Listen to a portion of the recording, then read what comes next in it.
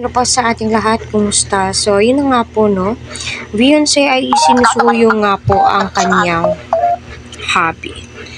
Ramdam po ng kanyang wifey, na nagtatampo ang kanyang hobby. Kahit sino naman po, magtatampo.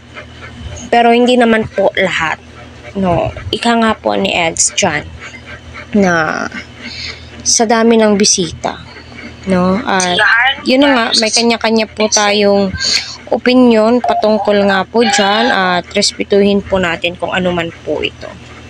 Pero ang masasabi ko lang is humingi po ng pasensya. Humingi po ng pasensya. Sorry itong si Beyonce sa nangyari. Hindi po niya na-recognize or hindi po niya napasalamatan sa Edu. Rinig na rinig po natin sa video, no, humingi siya ng sorry na tila'y sinusuyo nga po niya. So parang tayong mga babae, no, ramdam po natin kapag ang isang lalaki nagtatampo sa atin. Sa totoo lang, ramdam na ramdam po natin. 'Di ba? Yung tipong umiiwas, parang uncomfortable. Uncomfortable si Edu.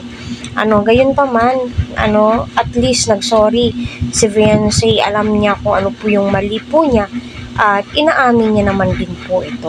Kaya wala naman pong masama doon. Ayan, hello po sa ating lahat.